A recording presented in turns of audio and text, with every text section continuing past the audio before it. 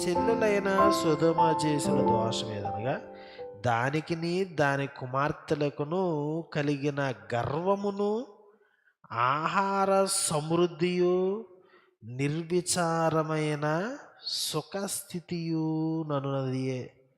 అది దీనులకును దరిద్రులకును సహాయము చేయకుండెను. వారు అహంకరించి నా దృష్టికి హేయక్రియలు చేసిరి గనుక నేను దాన్ని చూచి వారిని వెళ్ళగొట్టుతాను. ఇక్కడ సొదొమ తదితర ప్రాంతాల వారికి వారి యొక్క లైఫ్ స్టైల్ కోసం చెప్తున్నాడు.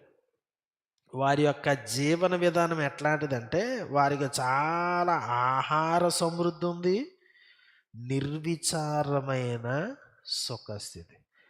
ఆహార సమృద్ధి, నిర్విచారమైన సుఖస్థితి ఉన్నవాళ్ళు వెళ్ళి యుద్ధం ఏం చేస్తారు వీళ్ళు?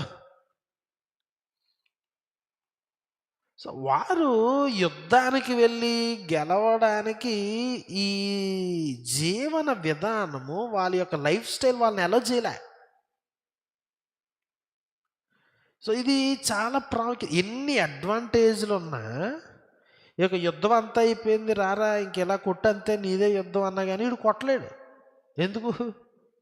నిర్విచారమైన సుఖస్థితి. సిద్ధపాట్లే.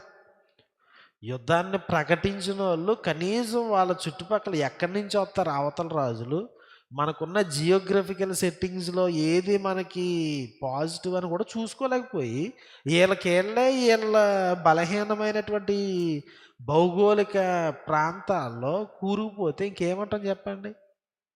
కనీసం యుద్ధం ప్రాక్టీస్ కూడా ఆ ప్రాంతాలకు వెళ్ళదు వీళ్ళు. ఇక్కడే సుఖం ఉంది, పరశరీరానుసారులై తినడము, సంతోషించడం, ఈ చెత్తంతా చేసుకుంటూ సమృద్ధిలో వీరు సుఖించడం తప్ప రెండో పని చేయడం నేర్చుకోలేదు.